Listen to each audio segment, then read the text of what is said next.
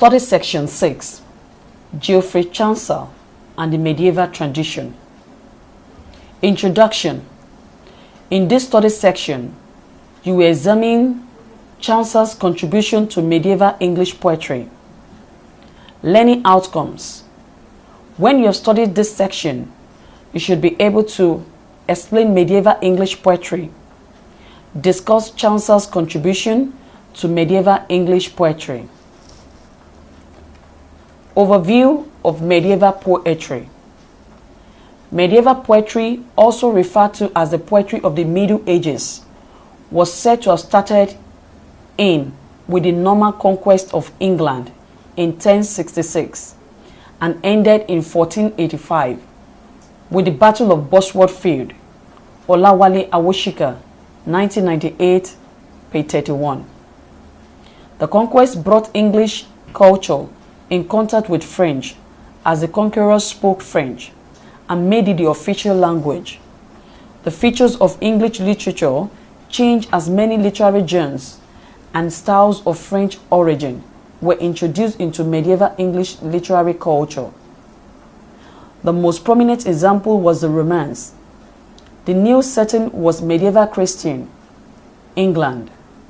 Poetry became a byproduct of Christianity and its doctrine, because it was believed that the old world was a revelation of God's presence. Some medieval poetry expressed death as a welcome phenomenon because they believed that death frees man from boredom. Besides, medieval poetry reflected the hierarchy in the society, with God as the head, followed by kings or feudal lords, then knights and serfs. The importance of womanhood was shown in the poetry of the period. She was portrayed as a superior being to be wooed artificially and won according to conventional rules.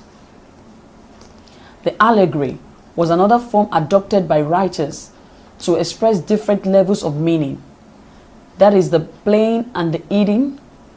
Romance thrived in the period. It has its origin in France and was most popular in the period. It is a long narrative poem, but not as elevated in style and language as epic. It tells the tales of chivalry, involve elegant, well-behaved gentlemen in horseback.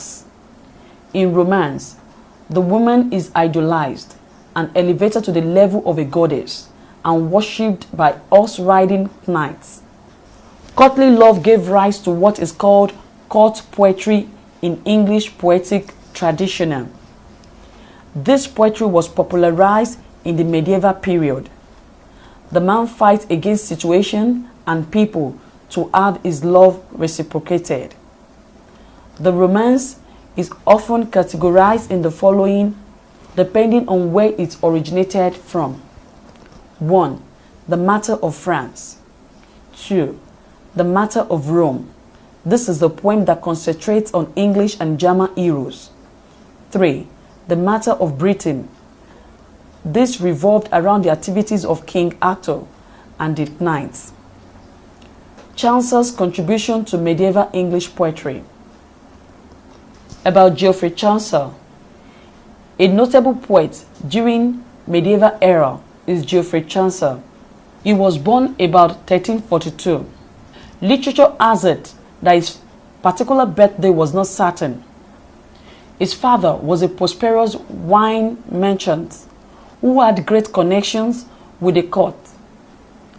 Ian Osby, 1994-168, explained that he was perhaps educated at St. Paul Cathedral School and later studied at the Inner Temple. He was a page in the service of Elizabeth, Countess of Uslar and Prince Leonel, but it is not known how long he remained in this service. It was at least until he was involved in military campaigns in France in 1359-60.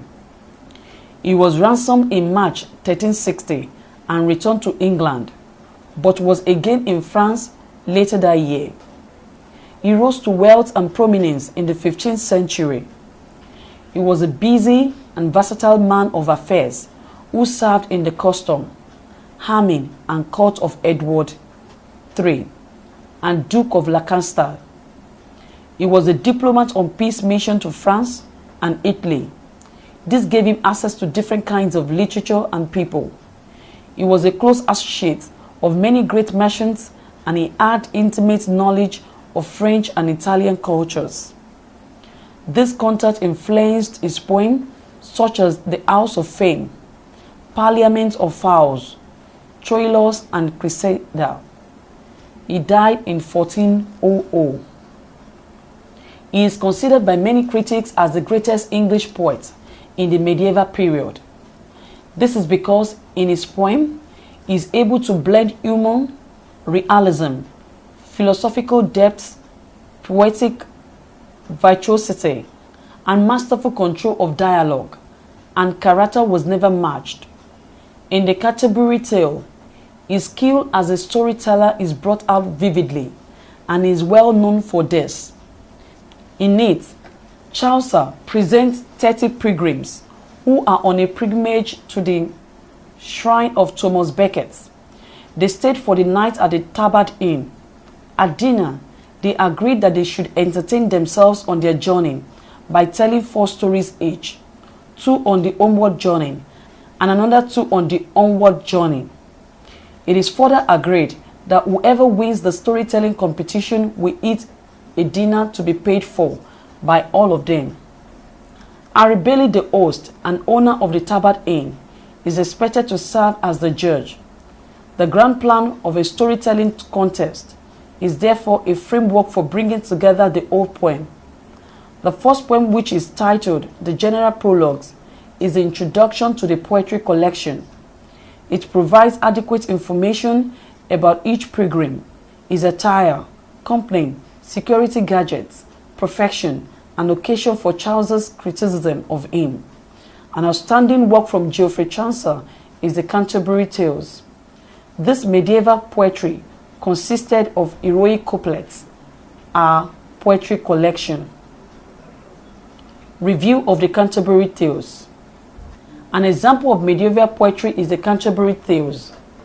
The setting of the poem is medieval England, Canterbury and Southwark. This location brings together both the religious and secular characters. This is reflected in the kind of characters and their interactions in the poem. The knight was in the company of a son, the squire and his guard. The yeoman, the prioress, had another nun who is a secretary with her. They represent various walks of life, outlooks, and backgrounds in ecclesiastical and secular circles. Parson, franklin, sergeant, at-law, cook, cleric wife. Cleric wife of Bath are all identified by their occupation or marital status. This bringing together of people from various walks of life, a diversity of characters, social levels, attitudes, and ways of life was new to English poetry. The reader sees them as individuals and representatives of their groups or professions. Commenting on Chaucer's contribution, Carter and McRae, 2001-32. Chaucer himself, or his narratorial personae, prefers not to take sides and does not overly judge the characters he presents, but he allows the reader a new degree of interpretive freedom based on the recognition of an ironic gap between how the characters see themselves and how others see them. This is new to English literature. Thus, through his ironic technique of description, Chaucer creates the gap between what is and what ought to be. He makes the reader to see the gap and condemn or appraise the character. Of the wife of Bath, he said, "She is worthy woman all her life. What is more, she had 5 husbands, all at the church door." The reader is left to judge whether a truly worthy woman would have 5 husbands, and question if a good church will marry a woman 5 times. Before the writing of the Canterbury Tales, it was said that pleasure was not part of literary subjects. However, with the bringing together of different people from varying backgrounds through the idea of a pilgrimage, the high and the low share an undertaking which combines pleasure and duty. The tales use a wide range of style and form. The history of English poetry is traced from Chaucer. The opening lines of the poem give precise geographical details from Southwark to Tambard to Canterbury. Thus, there is interplay between fiction and reality.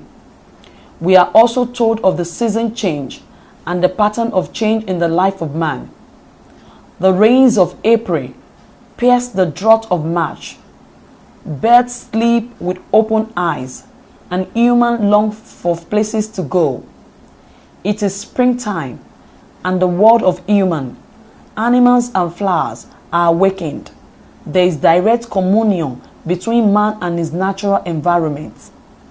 There is also resurgence of activities and general setting and background of the pilgrimage. The general prologue is a portrait gallery where we meet individual pilgrims who later feature in the tales. Our contact with them later prepares us for some of the traits which they exhibit in the tales. The pilgrims are presented with exaggerated traits. The yeoman's head is like a knot, and the franklin eyes never seems to settle. Chaucer's narrative style includes the use of dramatic devices, irony, and entertaining effect of digressive asides. On the whole, there is simplicity of style and language. Study section summary. In this study section, we discuss medieval poetry tradition and Chaucer's contribution to it through an examination of the Canterbury Tales. We highlighted Chaucer's theme of pleasure as novel and the technique of frame story, narrative style, heroic couplets, dramatic devices as his major contributions. End of study section 6. Thanks for listening.